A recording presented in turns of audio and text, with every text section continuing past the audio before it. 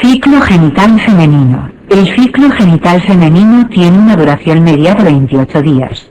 Se divide en tres fases: hemorrágica o menstrual, proliferativa o folicular, durante la cual prolifera el endometrio y se selecciona un folículo ovulatorio, secretora o lútea, que ocurre tras la ovulación y formación del cuerpo lúteo.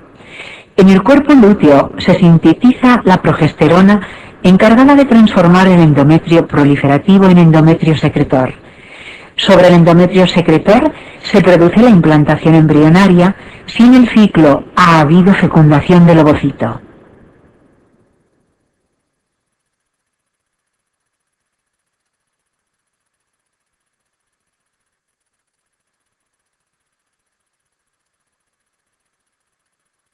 El día que empieza la regla lo consideramos el primer día del ciclo. A partir del día 4 comienza la fase proliferativa. La ovulación ocurre sobre el día 14 del ciclo y del 14 al 28 dura la fase proliferativa. El hipotálamo produce GnRH, que es la hormona reguladora de la secreción de las gonadotropinas, FSH y LH. Esta GnRH hipotalámica estimula en la hipófisis la producción de las gonadotropinas LH y FSH.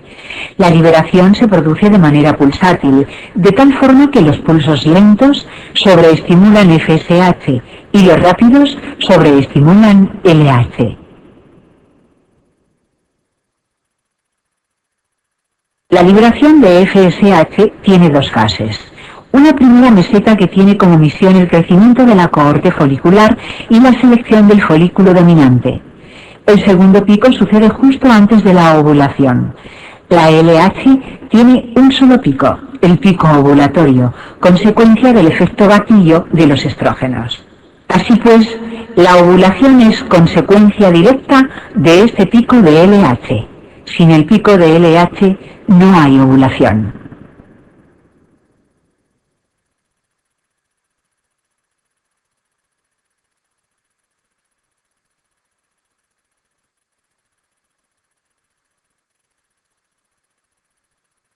Folículo ovárico. La FSH estimula el crecimiento de la capa granulosa en el folículo que ha seleccionado.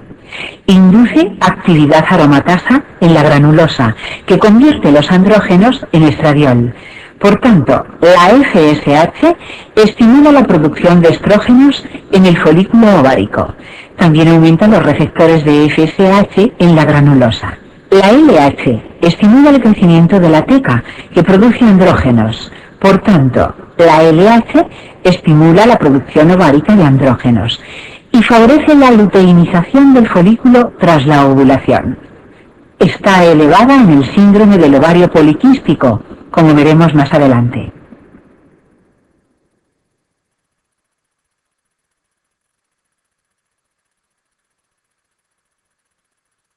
El ovocito dentro del folículo tiene detenido su desarrollo nuclear en la profase de la primera división meiótica. Cuando se produce el pico de LH y el ovocito sale del folículo, completa la primera división meiótica. Solo si se produce fecundación se completa la segunda división meiótica, que podemos observar en el embrión de día +1 por la aparición en la zona más externa del segundo corpúsculo polar, como señala la flecha negra. Posteriormente, el embrión seguirá dividiéndose hasta alcanzar el desarrollo del blastocito el sexto día, momento en el cual se produce la implantación en la cavidad endometrial.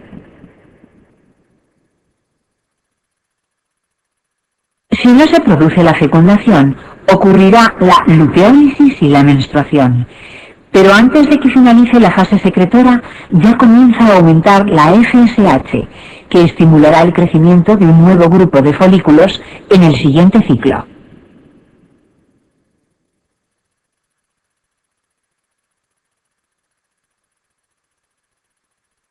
Amenorreas primarias.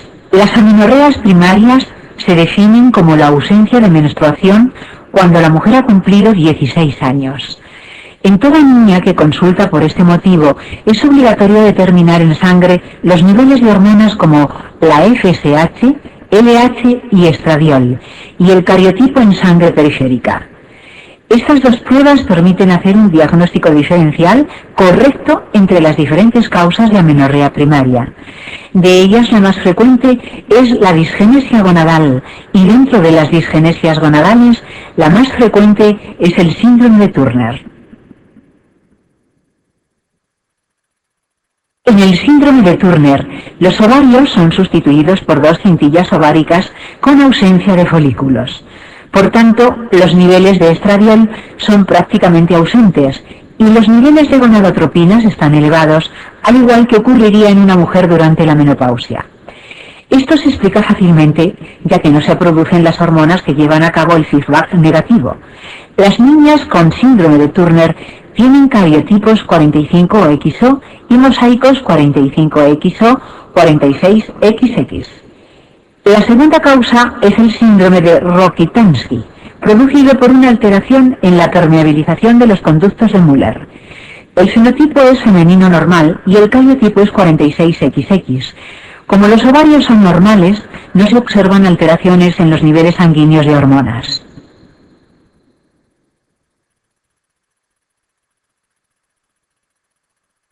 La tercera causa es el síndrome de Morris o feminización testicular.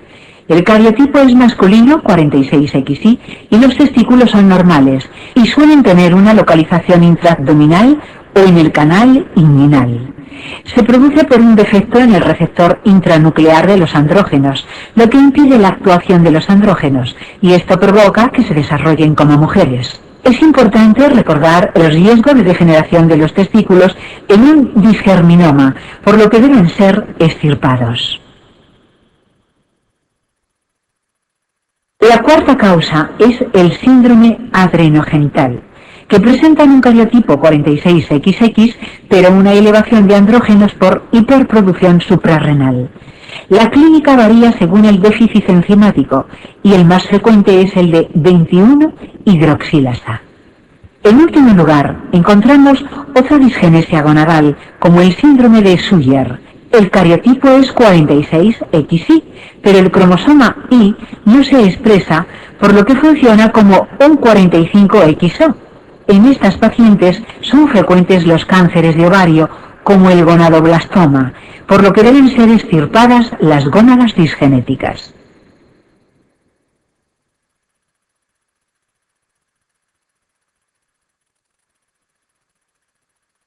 Síndrome de Turner. El síndrome de Turner es la primera causa de amenorrea primaria y son mujeres con talla baja y frecuentes malformaciones extragenitales, como el pliegue cervical o Pterion coli, el cubitus valgus, tórax en escudo y alteraciones cardíacas, como la coartación de aorta. Son causa de aborto durante el primer trimestre y se detectan en la vida embrionaria por presentar higromas quísticos, que son tumoraciones linfáticas visibles en la ecografía de la 12 semana de gestación.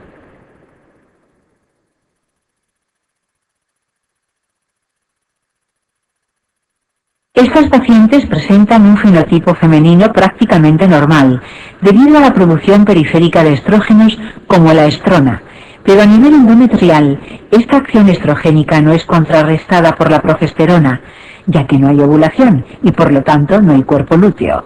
Por tanto, estas mujeres deben ser tratadas con terapia hormonal sustitutiva o al menos con progesterona para deprivar el endometrio y así disminuir el riesgo de adenocarcinoma de endometrio.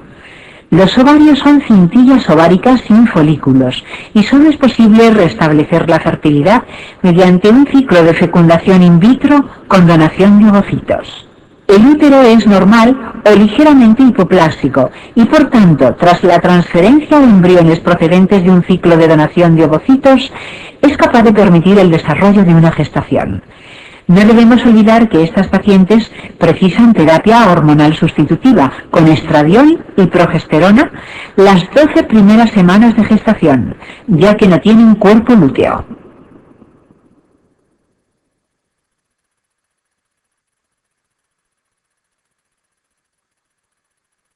Síndrome de Rokitansky. El síndrome de Rokitansky se origina por una alteración en la permeabilidad de los conductos de Müller. El fenotipo es normal y los ovarios tienen una estructura también normal. El útero es rudimentario y no está canalizado. En la exploración se observa una agenesia de los 2/3 superiores de la vagina, por lo que a la inspección se aprecia una vagina corta que termina en fondo de saco ciego. En algunos casos se observan también malformaciones renales o urinarias, como el riñón en herradura, o duplicidades ureterales que deben ser descartadas mediante ecografía renal y urografías. Al poseer ovarios normales, no existe ningún déficit hormonal y es muy importante realizar un correcto diagnóstico diferencial con el síndrome de Morris, muy parecido desde un punto de vista fenotípico. En el síndrome de Morris se recomienda extirpar los testículos por el riesgo de degeneración en un discerminoma, pero no se deben extirpar los ovarios normales del síndrome de Rokitansky. En ambos casos se recomienda la realización de una neovagina cuando la paciente inicie las relaciones sexuales. Las pacientes con un Rokitansky pueden ser madres tras un ciclo de fecundación in vitro, extracción de los óvulos y transferencia de los embriones al útero subrogado de alquiler de otra mujer. Evidentemente, las mujeres con síndrome de Morris, al no tener ovarios, no pueden ser madres.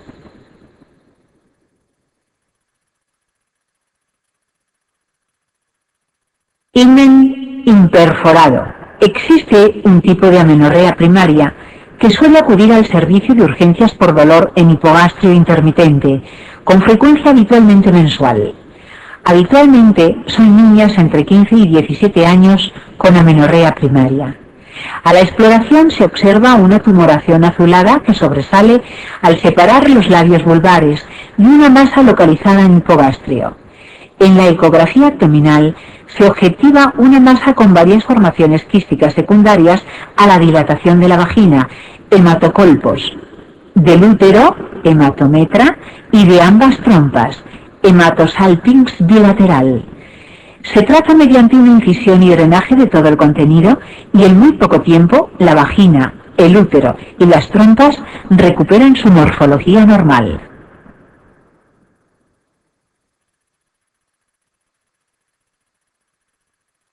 Diagnóstico de amenorrea secundaria. Las amenorreas secundarias se definen como la falta de menstruación durante al menos 3 meses en una mujer que previamente había tenido la regla. Existen múltiples causas y en algunas ocasiones puede ser complejo hacer un buen diagnóstico diferencial entre ellas. En primer lugar, debemos descartar la gestación mediante un test de embarazo y si es negativo, seguimos el estudio. Después haremos una pequeña cantidad de progesterona, test de gestágenos, y si la paciente tiene la regla, concluiremos que la causa es la anovulación. Es decir, es capaz de producir una primera fase endometrial proliferativa normal, pero como no llega a ovular, no se forma el cuerpo lúteo y no se produce la progesterona, imprescindible para transformar el endometrio en secretor. La primera causa de anovulación es el síndrome de ovarios poliquísticos.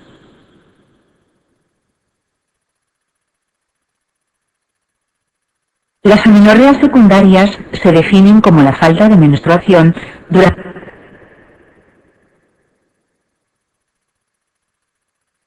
Si tras la secuencia hormonal de estrógenos y gestágenos tiene la regla, concluimos que su endometrio funciona y la menstruación tiene paso libre hacia el exterior, y por tanto el problema está en los ovarios o el eje hipotálamo hipofisario. Para diferenciarlo, determinamos FSH y LH, y si están elevadas, sospechamos un fallo ovárico, y si son bajas, el problema no está en el ovario, sino en el eje. Por último, damos GNRH, test de GNRH, y si aumentan la FSH y la LH, la hipófisis está sana, y sospechamos alteración hipotalámica como la amenorrea hipotalámica o el hipogonadismo hipogonadotropo. Si la hipófisis no responde a la GNRH, la causa es hipofisaria. En toda mujer con amenorrea secundaria se debe valorar la TSH y la prolactina y tratarlas si están alteradas, ya que son causa frecuente de amenorrea secundaria.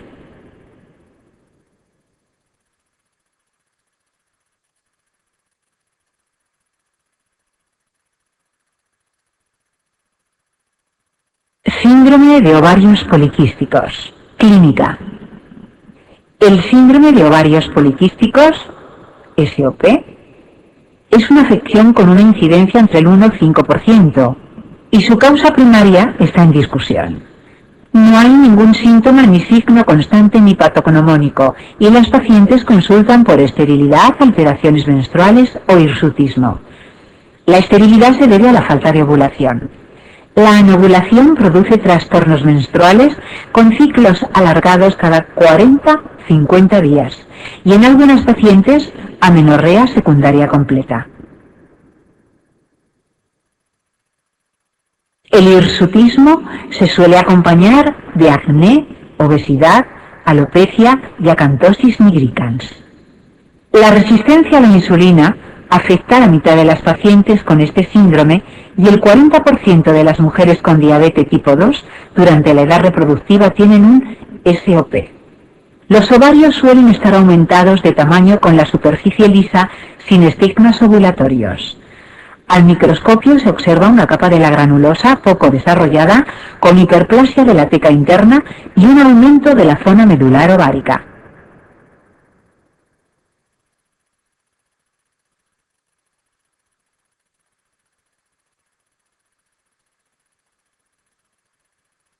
Diagnóstico.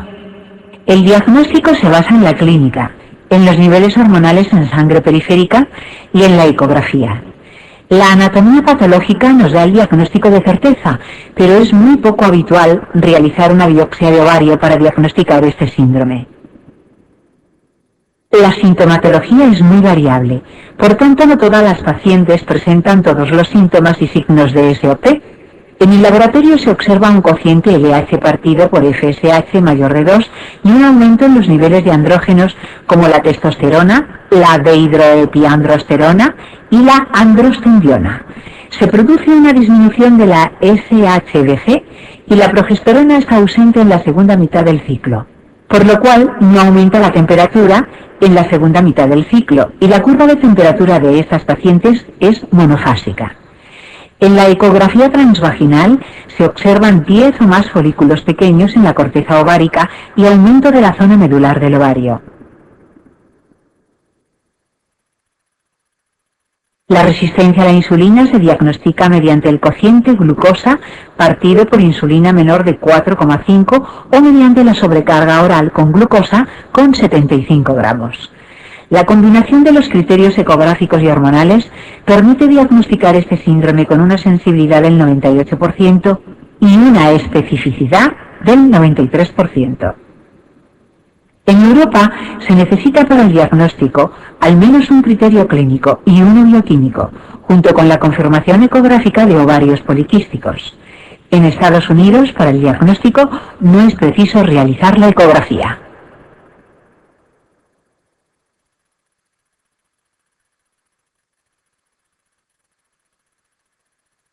Tratamiento. El tratamiento se basa fundamentalmente en los síntomas de la paciente. Se aconseja la pérdida de peso, que normaliza la ovulación y mejora la insulinoresistencia. Para la oligomenorrea se emplean anticonceptivos orales, que además disminuyen la producción de esteroides suprarrenales y ováricos, reduciendo el hirsutismo y el acné. Para la resistencia a la insulina está demostrado la utilidad de los antidiabéticos orales, sensibilizadores a la insulina como la metformina. Además, se ha comprobado que durante el embarazo de estas pacientes, la metformina mejora las tasas de aborto y de diabetes gestacional, sin efectos teratogénicos.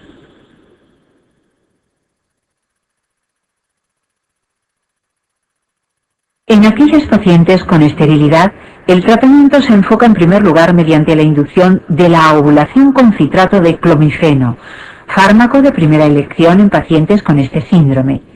Su acción se basa en la unión del fármaco con los receptores estrogénicos del hipotálamo, que provoca el bloqueo de la retroalimentación negativa del estradiol.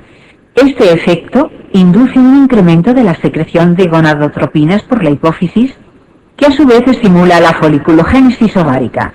Si tras varios meses de tratamiento, habitualmente no más de 6, no se consigue gestación, se recomendarán gonadotropinas subcutáneas. Este tratamiento tiene un riesgo de síndrome de hiperestimulación ovárica y embarazo múltiple. En algunas pacientes resistentes a estos dos tratamientos, se plantea la destrucción parcial de la cápsula ovárica con electrocauterización o con láser vía laparoscopia, drilling ovárico. Esta técnica disminuye temporalmente la síntesis de andrógenos y estabiliza la relación LH-FSH.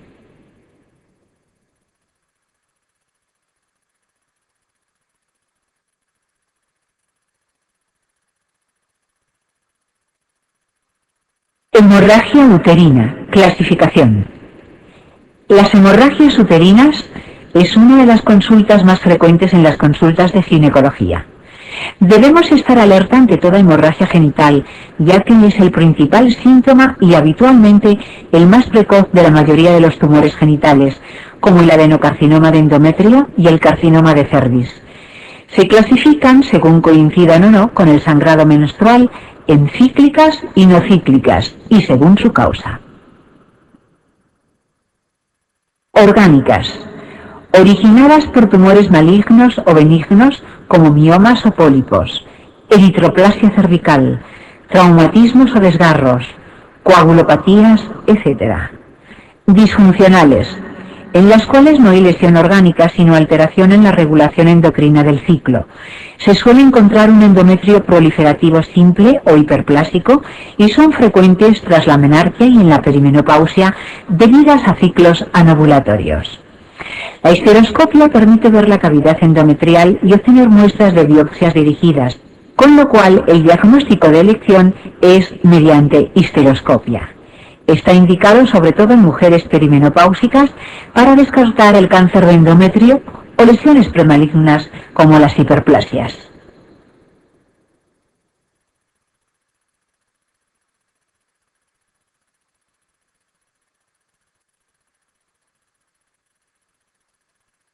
Tratamiento quirúrgico.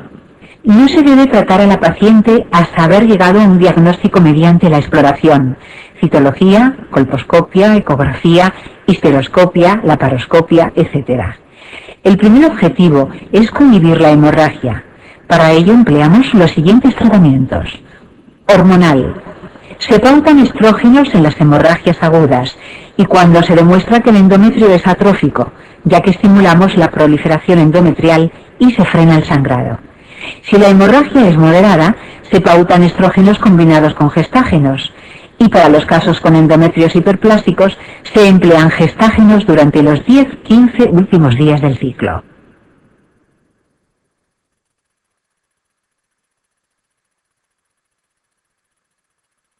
Quirúrgico. Mediante la histeroscopia quirúrgica se pueden extirpar lesiones como pólipos o miomas submucosos. Debe ser realizada cuando la paciente ha dejado de sangrar, ya que la sangre impide la visualización de la cavidad endometrial. El legrado uterino es eficaz para contener la hemorragia aguda, pero requiere hospitalización y anestesia general. La ablación endometrial destruye el endometrio y en algunos casos se consigue una amenorrea total. Cuando el tratamiento médico falla o las pacientes no desean más descendencia o se diagnostica una hiperplasia endometrial, entonces estará indicado la realización de una histerectomía. En el siguiente paso se debe regularizar el ciclo para evitar recidivas mediante tratamientos hormonales, como los anticonceptivos orales o la progesterona en segunda fase del ciclo. Y en mujeres posmenopáusicas con metrorragia recidivante indicaremos la histerectomía.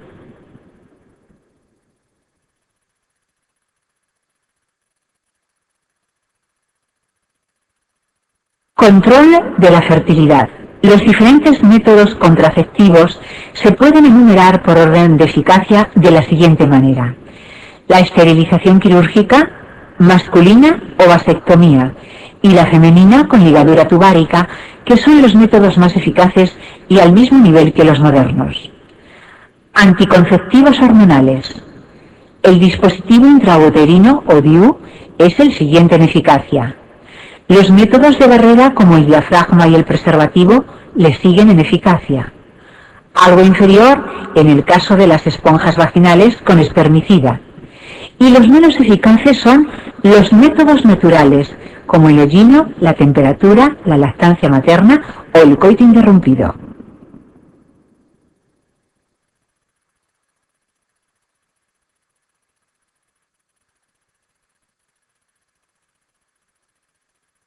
Dispositivo intrauterino. El DIU produce una reacción inflamatoria aséptica en el endometrio que evita la implantación embrionaria.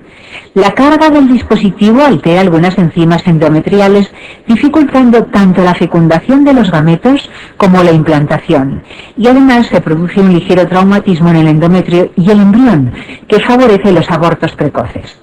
El DIU debe colocarse durante la menstruación, momento en el cual el cervix está abierto y la inserción es más sencilla. Se puede utilizar tras la primera regla después de un aborto precoz y tras la segunda menstruación después de un parto o tras un aborto tardío.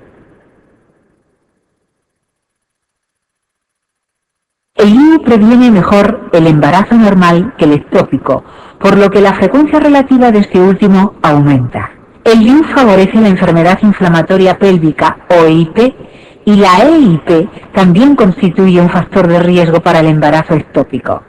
Si diagnosticamos un embarazo en una portadora de DIU, este debe retirarse si los hilos son visibles, y si no lo fueran, debe realizarse una ecografía para confirmar el carácter eutópico del embarazo y recuperar el DIU tras el parto o la cesárea. Las contraindicaciones absolutas son el embarazo, la infección pélvica, el sangrado uterino anormal y el tumor maligno cervical o uterino.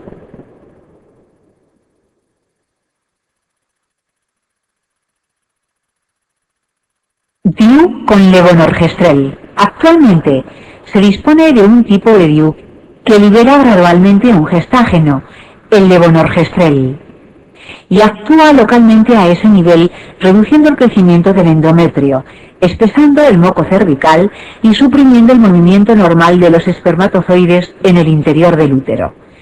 Se puede insertar a partir de la sexta semana tras el parto, ya que no afecta a la calidad ni a la cantidad de la leche materna y no produce efectos negativos sobre el recién nacido. Este DIU disminuye la cantidad de menstruación y los días de sangrado. Por lo tanto, se emplea en mujeres con menometrorragias que no desean tratamiento invasivo como la ablación endometrial o radicales como la histerectomía. En el 20% de las mujeres la regla desaparece por completo y tras la retirada del DIU se recuperan los ciclos y la posibilidad de gestación. A diferencia de otros DIUs, reduce el riesgo de enfermedad inflamatoria pélvica y gestación ectópica.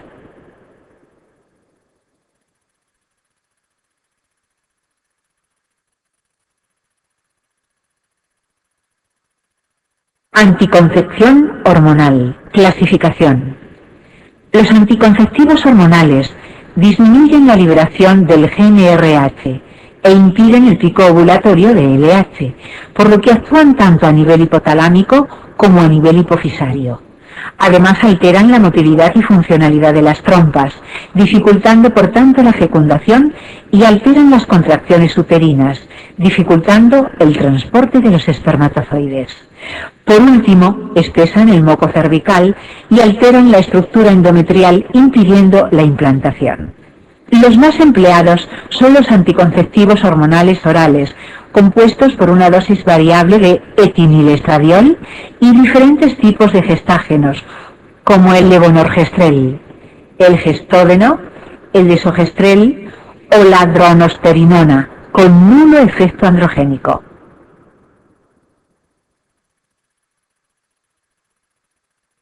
Los anticonceptivos disminuyen la incidencia de patología ovárica y mamaria benigna, aunque aumentan ligeramente la incidencia precoz de cáncer de mama.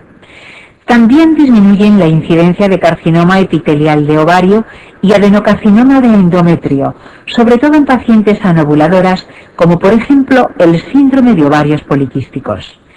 No protegen frente a enfermedades de transmisión sexual y por tanto aumentan la incidencia de cáncer de cervix, pero solo en pacientes con factores de riesgo, como múltiples parejas sexuales. Los anticonceptivos aumentan la incidencia de adenomas hepáticos y de colelitiasis y pueden inducir hipertensión hasta en un 5% de las pacientes, que desaparece a los 3-6 meses de su supresión.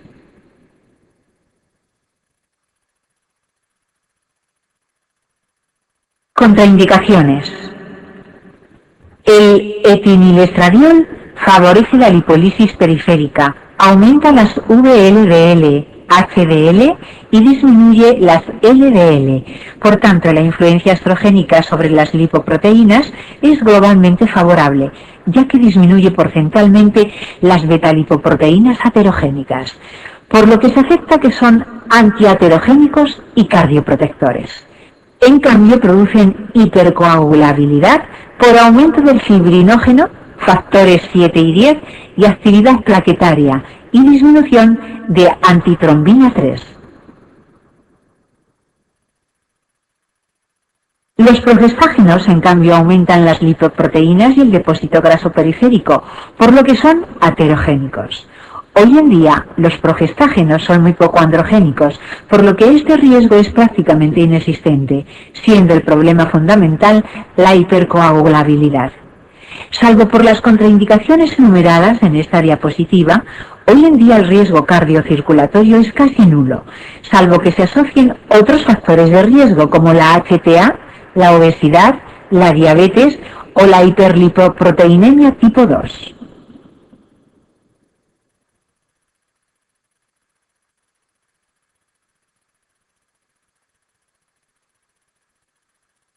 Causas de esterilidad. Entre el 10 al 15% de las parejas presentan problemas de fertilidad. Se considera esterilidad primaria si tras un año de relaciones sexuales sin anticoncepción no se consigue un embarazo, y esterilidad secundaria si tras una gestación no se consigue un nuevo embarazo en 1 o 2 años. No debemos confundirlo con la infertilidad, que es la consecución de gestación, pero sin lograr que llegue a término con un recién nacido normal, como por ejemplo los casos de abortos de repetición. Entre las causas de esterilidad podemos enumerar las siguientes. Factor masculino. Es el origen del 40% de los casos. Habitualmente se observa una disminución en el número y movilidad de los espermatozoides. Los casos con muy bajo recuento se denominan criptozospermias, y si no se encuentran espermatozoides en el eyaculado, hablamos de azoospermia. Factor femenino. Abarca varias alteraciones, como las anomalías vaginales y cervicales que producen impedimento para el coito o disminución del moco cervical.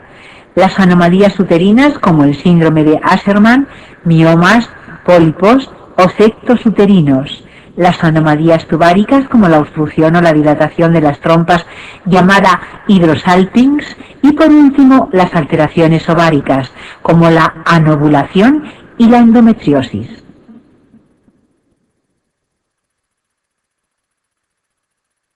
En la mayor parte de los casos se suele diagnosticar varios factores simultáneamente, y hasta un 40% de las parejas son etiquetadas de esterilidad de origen desconocido, al no encontrar ninguna causa aparente de esterilidad. Son menos frecuentes problemas como la impotencia, el vaginismo y otras alteraciones psicógenas que también deben ser contempladas en el estudio de la pareja infértil.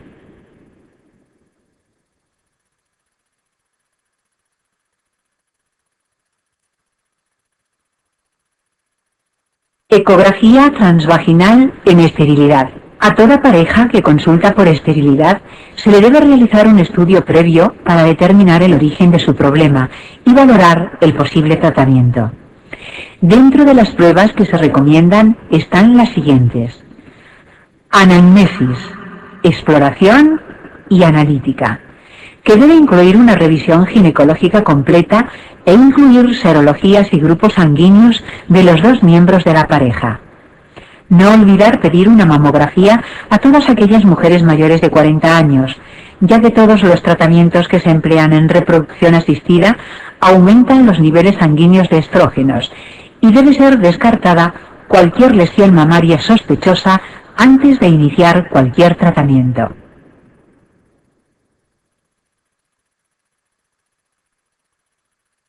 Ecografía transvaginal, que nos informe de la estructura del útero, de la cavidad endometrial y de posibles alteraciones en los ovarios, como son la endometriosis y el síndrome de ovarios poliquísticos.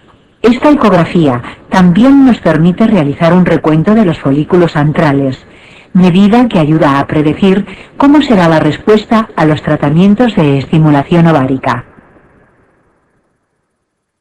Estudio hormonal basal mediante la determinación de FSH, LH, estradiol y hormonas antimuleriana entre el tercero y quinto día del ciclo. La determinación de progesterona en la fase lútea permite conocer si ese ciclo ha sido ovulatorio. Los niveles normales de FSH y LH son menores de 10 miliunidades por mililitro y de estradiol menores a 60 picogramos por mililitro. Seminograma, que estudia el número, la movilidad y la morfología de los espermatozoides. La histerosalpingografía permite valorar la morfología de las trompas y su permeabilidad, y también de la cavidad uterina, como vemos en la siguiente diapositiva.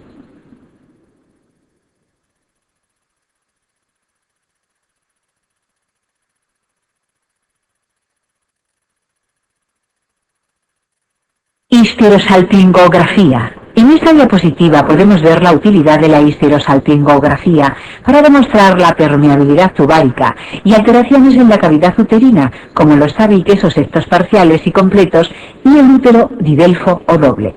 Habitualmente se recomienda intervenir los tabiques uterinos mediante resección histeroscópica antes de iniciar cualquier tratamiento de reproducción asistida, pero no operar ni el útero doble por los malos resultados obstétricos que se obtienen, ni el útero arcuato, ya que no es más que una variante de la normalidad.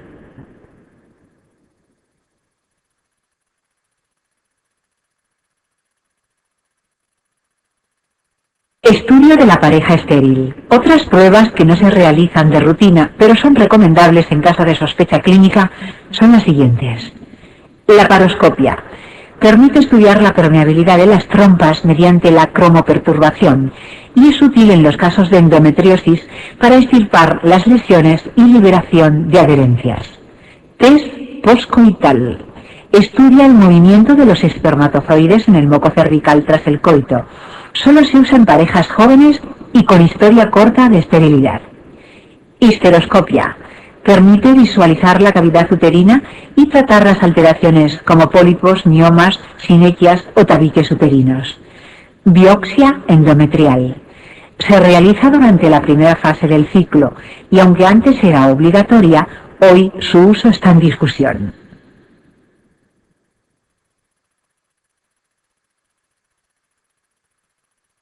Determinación de anticuerpos antiespermáticos.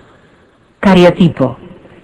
Debe ser realizado en caso de sospecha de anomalía cromosómica en alguno de los dos miembros de la pareja, como por ejemplo en el aborto de repetición, hijos previos con cromosomopatías, varones con cristozoospermia o azoospermias secretoras, pero no constituye una prueba imprescindible. Detección de mutaciones de la fibrosis quística, que es obligatoria en varones que presentan azoospermia obstructiva y se demuestra agenesia bilateral de los conductos deferentes. En varones con bajos recuentos se puede determinar también microdelecciones del cromosoma Y, delección del brazo corto del cromosoma Y y fragmentación de la cadena de ADN en los espermatozoides.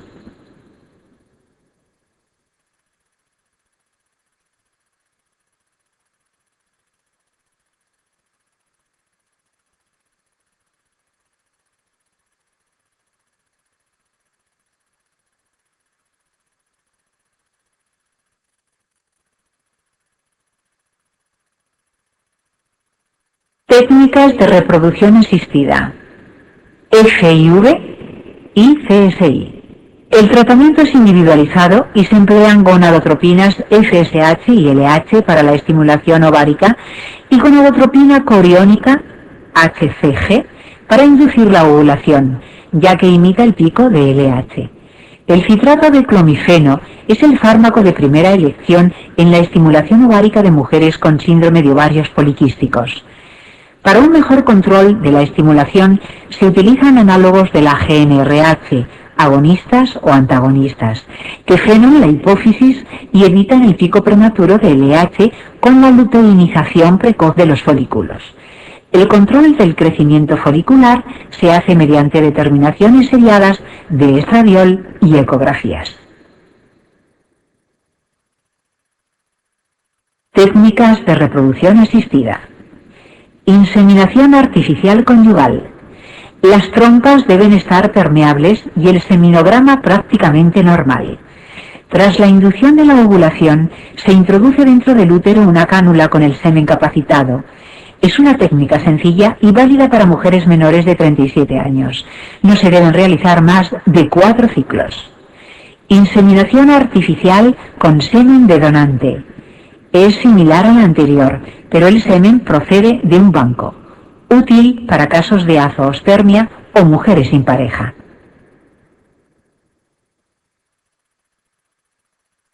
Fecundación in vitro.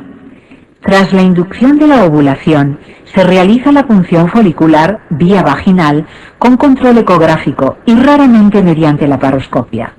Los ovocitos se ponen en contacto con los espermatozoides y de 2 a 6 días más tarde se transfieren los embriones dentro de la cavidad uterina a través del cuello del útero.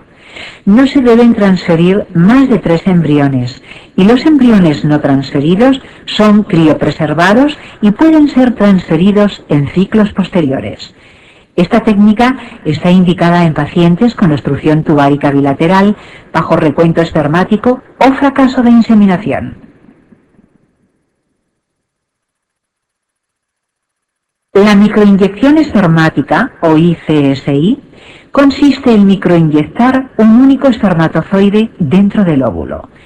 Es una variante del FIV, indicada en casos de criptozoospermia o cuando los espermatozoides se obtienen tras biopsia testicular. Esta técnica también permite realizar el diagnóstico genético preimplantario de alteraciones cromómicas y enfermedades genéticas como la fibrosis quística, la atrofia muscular espinal, etc., antes de la transferencia embrionaria.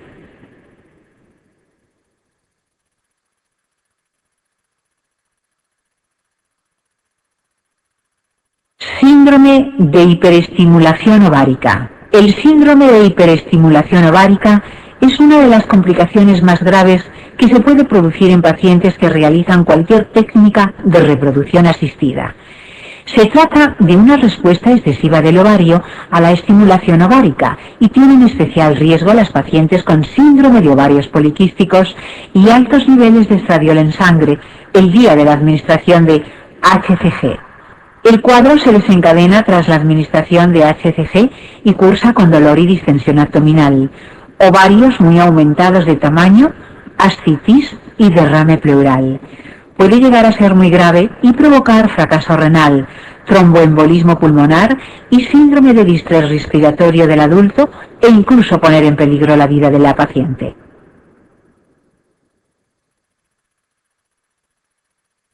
El tratamiento consiste en reposo, hidratación y control de las constantes vitales. En los casos graves, las pacientes deben ingresar en la unidad de cuidados intensivos con una vigilancia estrecha e intentando ser lo más conservadores posibles.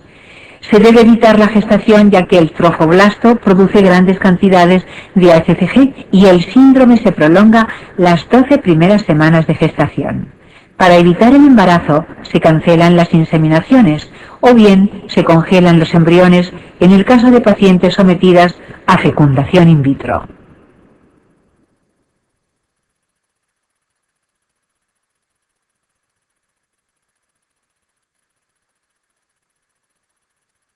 Endometriosis. La endometriosis consiste en la presencia y proliferación de tejido endometrial fuera de la cavidad uterina, aunque el lugar más frecuente son los ovarios. Afecta al 10% de las mujeres y se trata de una enfermedad benigna que ocurre durante la edad fértil y se caracteriza por la dismenorrea progresiva.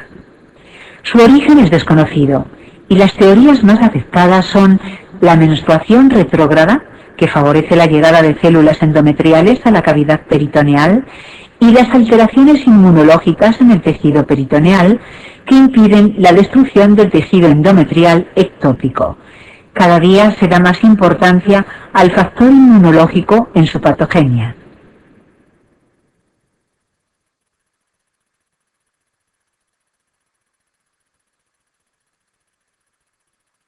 Se produce dolor en el 95% de las pacientes, que suele coincidir con la regla y está localizado en la pelvis.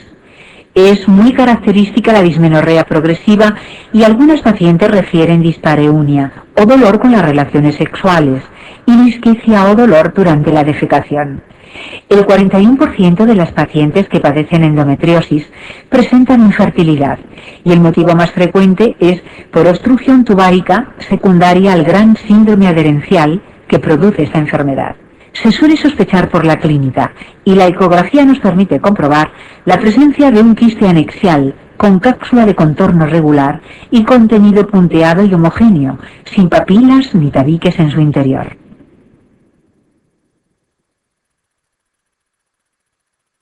El diagnóstico de certeza se realiza mediante la laparoscopia, al igual que el embarazo ectópico o la enfermedad inflamatoria pélvica. Durante el acto quirúrgico se realiza la exploración de la pelvis, la estadificación de la enfermedad y el tratamiento quirúrgico. Se clasifica en 4 estadios, siendo el estadio 1 mínimo, el 2 leve, el 3 moderado y el 4 severo.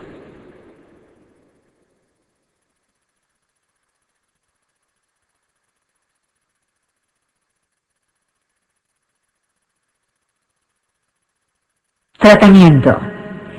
El tratamiento de elección de la endometriosis es la laparoscopia. Permite resolver las lesiones y permite un tratamiento conservador para preservar la fertilidad de la paciente. Se suele realizar quistectomía y extirpación de los implantes peritoneales y habitualmente se emplean sustancias antiadherentes para preservar la función tubárica. La cirugía radical solo está indicada cuando la enfermedad no se ha podido controlar mediante tratamiento quirúrgico conservador o el tratamiento médico, como por ejemplo dolor invalidante o afectación intestinal. En este caso se recomienda histerectomía con doble anestectomía. El tratamiento médico es un tema controvertido y se sabe que es poco eficaz. Consiste en producir una menopausia médica irreversible que retrase la aparición de recidivas en estas pacientes. Está indicado tras la cirugía y los más usados son los análogos de la GnRH durante 6 meses. Existen otros tratamientos como el danazol o los gestágenos menos eficaces y con más efectos secundarios. Si la paciente desea gestación tras la cirugía, se les recomendará intentar el embarazo sin la realización del tratamiento médico, bien de manera espontánea o con la ayuda de alguna técnica de reproducción asistida, como la inseminación artificial o la fecundación in vitro. La gestación también mejora el pronóstico de estas mujeres.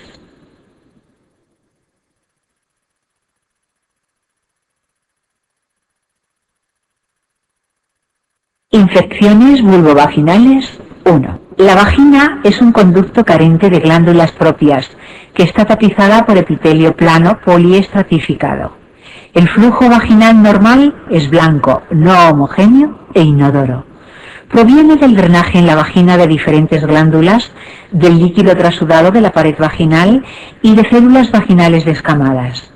Las hormonas sexuales, estrógenos y progesterona, influyen sobre las características de la secreción y flora vaginales. La vagina es un medio ácido.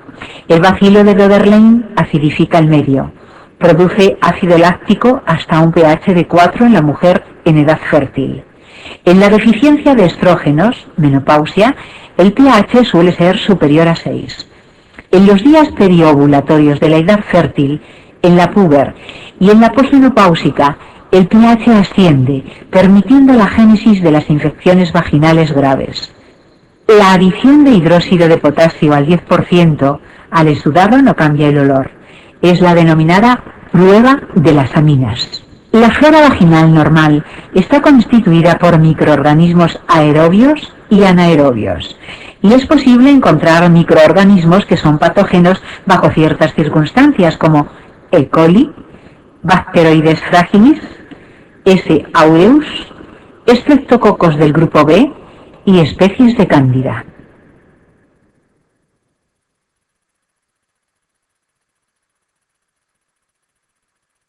Etiología.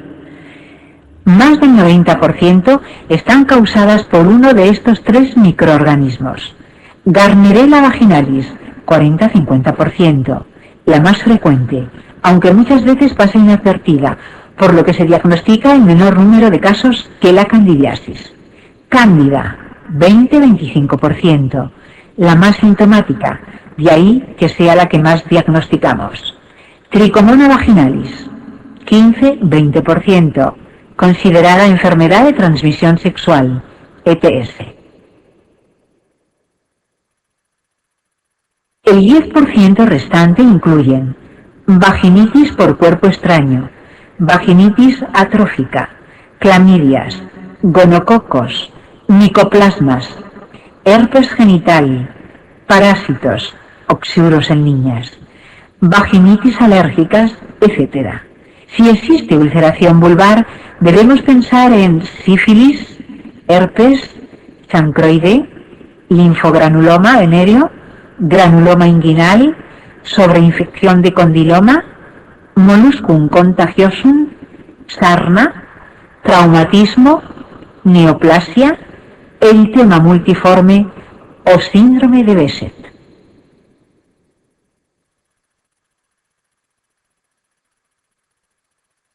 Infecciones vulvovaginales. 2. Gardnerella vaginalis o vaginosis bacteriana. Es la infección vaginal más prevalente en mujeres en edad reproductiva de países desarrollados. Clínica. Produce una leucorrea blanco-grisácea, maloliente y reviste casi toda la pared vaginal. Es característico el olor a pescado en descomposición. Apenas produce prurito. No es una enfermedad de transmisión sexual, siendo factores de riesgo la gestación previa y el uso de DIU. Diagnóstico. El pH es mayor de 4,5. Tras la prueba de las aminas, produce un intenso olor a pescado. Células rellenas de cocobacilos gram negativos, células clave o cluéfels. Tratamiento. Existen varias pautas. A. Metronidazol vía oral. B. Metronidazol gel vaginal. C. Clindamicina gel vaginal. En caso de embarazo, debemos tratar a todas las pacientes por el riesgo incrementado de parto pretérmino, metronidazol o clindamicina por vía vaginal. No es necesario tratar a la pareja de forma rutinaria, pero sí en casos de recidiva. No se deben tratar las pacientes asintomáticas, solo previamente a la gestación o cuando van a ser sometidas a intervenciones ginecológicas.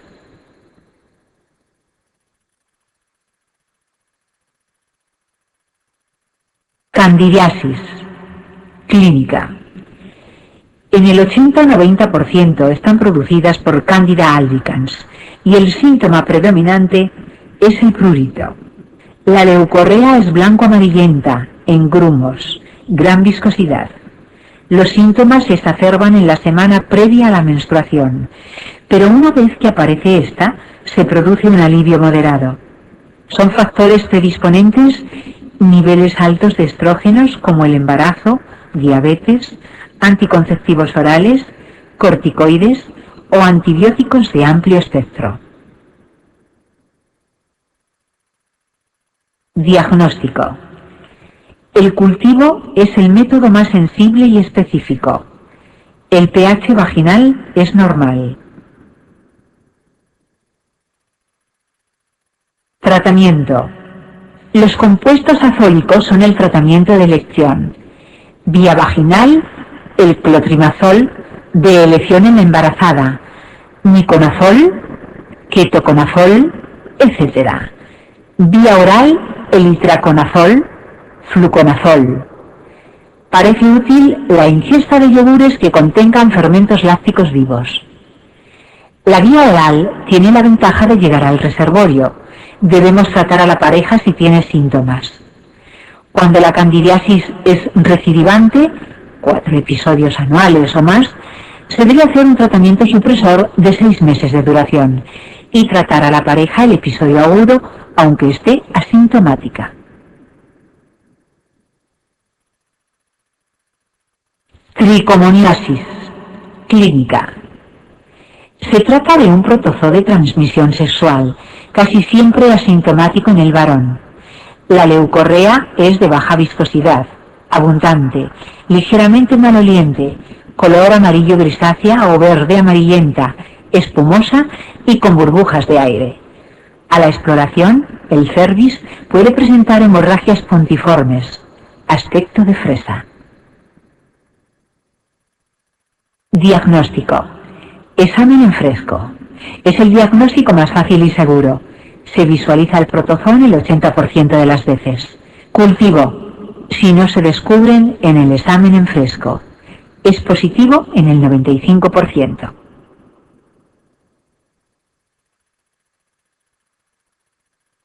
Tratamiento.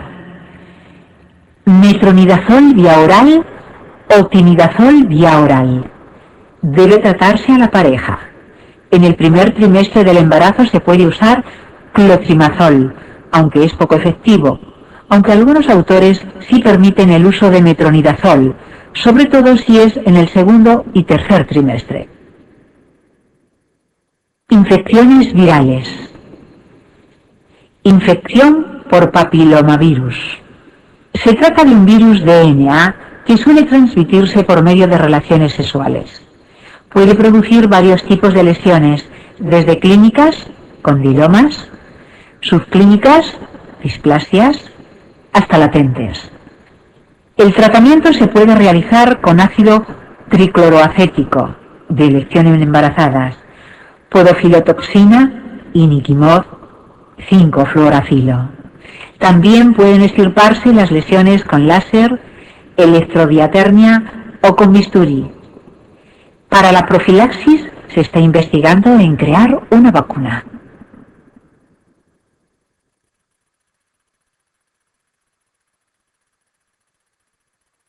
Infecciones pélvicas. Enfermedad inflamatoria pélvica. La enfermedad inflamatoria pélvica es una infección del aparato genital interno debido a una infección bacteriana ascendente desde el tracto genital inferior. Etiología. Está causada por gérmenes que se transmiten a través de las relaciones sexuales. El más frecuente es la Chlamydia trachomatis.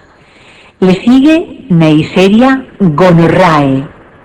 En algunos casos de portadoras de DIU se aísla Actinomyces israelí.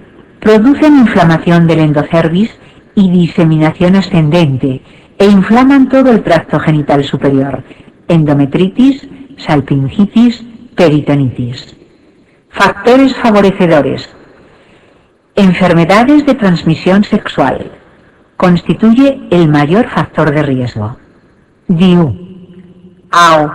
Disminuyen la incidencia de gonococia, ya que proporcionan mayor viscosidad al moco cervical. Edad joven, 15-39 años. Clínica. El síntoma más frecuente es dolor abdominal bajo, que suele ser bilateral y asociado a leucorrea. Puede aparecer disuria como consecuencia de una uretritis. Otros síntomas sistémicos como fiebre y náuseas, con vómitos o sin ellos, indican inflamación peritoneal.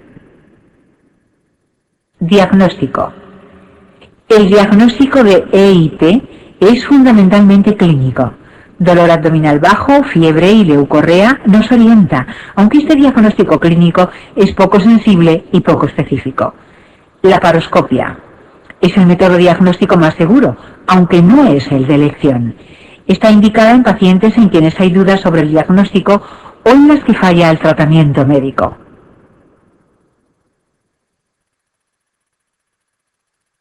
Tratamiento médico. Se toman muestras para cultivo y se comienza tratamiento antibiótico empírico. Tratamiento ambulatorio. Una dosis de ceftriaxona IM y 14 días de dosiciclina oral. Si tras 48 horas no hay respuesta, está indicada la hospitalización. Tratamiento hospitalario. Dosiciclina IV y cefositina IV, con paso a dosiciclina oral hasta cumplir un total de 14 días. Como alternativa, clindamicina IV más gentamicina IV. Esta pauta ofrece importante cobertura contra anaerobios y bacilos gram negativos.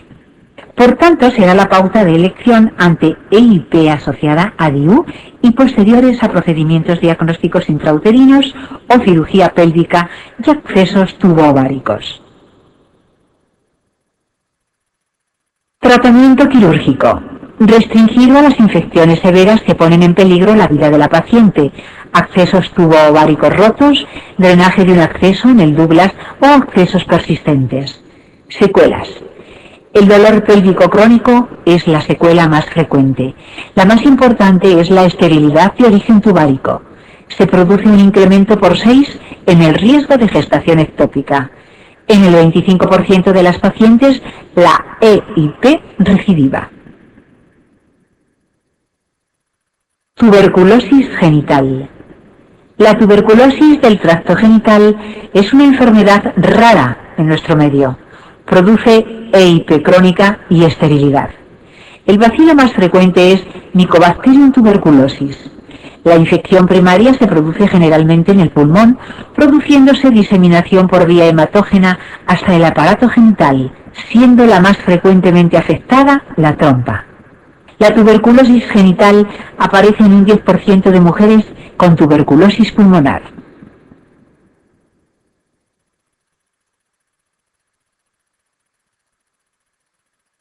En la mitad de las pacientes, la enfermedad es completamente asintomática. Otros síntomas: metrorragias, dolor pélvico, masas anexiales. La salpingitis tuberculosa debe sospecharse ante una paciente que no responde a la antibioterapia convencional. El diagnóstico más adecuado es el microlegrado uterino, cánula de Cornier. El hallazgo clásico consiste en células gigantes, granulomas y necrosis caseosa. El examen directo de las trompas ofrece una imagen de bolsa de tabaco. Aproximadamente el 10% de las mujeres tienen una tuberculosis del tracto urinario concomitante. El tratamiento debe ser médico. Isoniazida y rifampicina durante 6 meses, añadiendo etambutol o piracinamida durante los 2 primeros meses.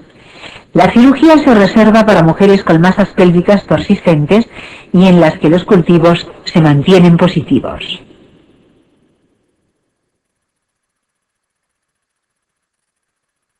Cáncer de vulva. Es una neoplasia relativamente rara, la quinta en frecuencia del aparato genital femenino. La variedad más frecuente de cáncer de vulva es el epidermoide o escamoso. Epidemiología.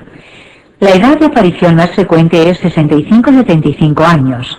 El tipo 1 aparece en mujeres jóvenes y el pronóstico es favorable. El tipo 2, el más frecuente, afecta a mujeres mayores y tiene mal pronóstico. Factores de riesgo: tabaco, inmunosupresores, cáncer de cervix, VIN, virus del papiloma humano, distrofia vulvar con atipias. Clínica. El síntoma principal es el prurito vulvar de larga evolución. Ante todo prurito vulvar en ancianas, se debe descartar el cáncer de vulva. La localización más frecuente es en labios mayores. Suelen presentarse como lesiones unifocales de tamaño variable. Diagnóstico. El diagnóstico de elección es biopsia. La visualización tras aplicación de color azul de toluidina y ácido acético, también llamado test de Collins, puede llegar a seleccionar la zona a biopsiar. Extensión.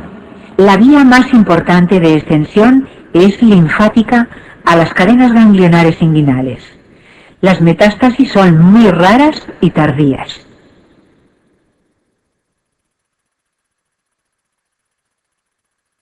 Pronóstico. Los factores pronósticos más importantes son el estadio clínico y la afectación ganglionar. La cifra global de supervivencia a los 5 años es de un 50%. Las metástasis ganglionares son el factor que más influye en la supervivencia. Tratamiento. El tratamiento de elección es quirúrgico. Vulvectomía radical con o sin linfadenectomía inguinofemoral bilateral, dependiendo del estadio, complementada en fases avanzadas por la radioterapia externa. La linfadenectomía se realiza en estadios 1 con factores de mal pronóstico. Estadios 2 y en adelante siempre que el tumor sea operable. Se está estudiando la posibilidad de realizar la técnica del ganglio centinela. La tendencia actual es intentar realizar una cirugía menor radical apoyada en radioterapia y quimioterapia. En estadios inoperables, localmente avanzado, T4 o metástasis, se trata con radioterapia más quimioterapia.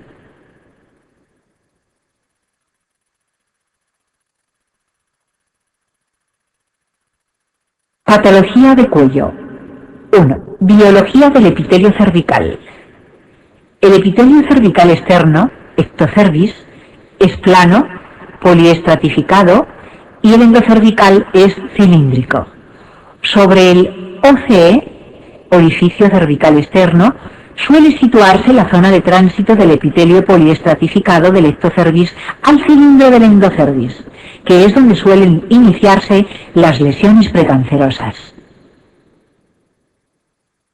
Patología benigna. Cervicitis. La inflamación del cuello uterino se favorece por instrumentación, coito, parto, etc. Se clasifican en 1. Inespecíficas. Son las más frecuentes. Suelen estar producidas por cocobacilos. 2. Específicas. Gonococos, sífilis, tuberculosis, cándida. Si se cronifican, producen leucorrea abundante. Las agresiones repetidas predisponen a la metaplasia. Ectopía o eritroplasia es la presencia de epitelio cilíndrico por debajo del OCE, quedando en contacto con el medio vaginal hostil. Aunque la mayoría son asintomáticas, pueden originar leucorrea y hemorragia poscoital. El diagnóstico se realiza de visu. La ectopía es más frecuente en usuarias de anticoncepción hormonal. Metaplasia. Es la aparición en el endocervis de epitelio plano poliestratificado ectocervical de características normales. Traducen la respuesta fisiológica ante las agresiones repetidas a un epitelio no preparado para ello.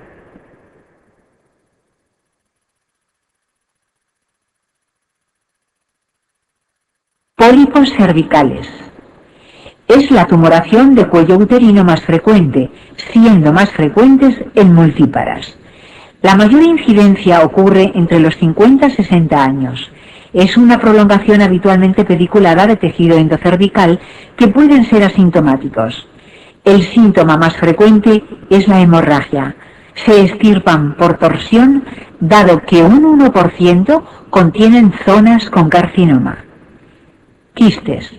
Ocurren por dilatación de una glándula, siendo los más habituales los quistes de Nabot. Displasia cervical y carcinoma in situ. En el esocervis existe de forma fisiológica la invasión por tejido endocervical que mediante reepitelización se repara, siendo sustituida por un epitelio plano poliestratificado exactamente igual al originario. En ocasiones, el proceso de reparación se altera y se produce una alteración de las células que lo constituyen. A este tipo de lesiones se les denomina displasia y suele ser asintomático.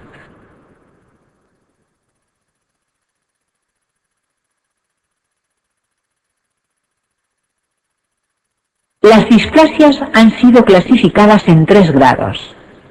CIN1, displasia leve, afecta a 1/3 basal del epitelio. CIN2, displasia moderada, afecta a los 2/3 basales. CIN3, displasia grave o carcinoma in situ. No hay maduración ni diferenciación celular. Esta clasificación de las CIN en 3 grados es controvertida, por lo que se clasifican según el sistema de Bethesda en 3 grupos. ASCUS, células escamosas atípicas de significado incierto. AGUS, células glandulares atípicas de significado incierto. Lesión escamosa de bajo grado, SIL bajo grado, o de alto grado, SIL de alto grado. El SIL bajo grado se equipara al CIN1 y suele asociarse con HPV. El SIL de alto grado equivale a CIN2 y 3.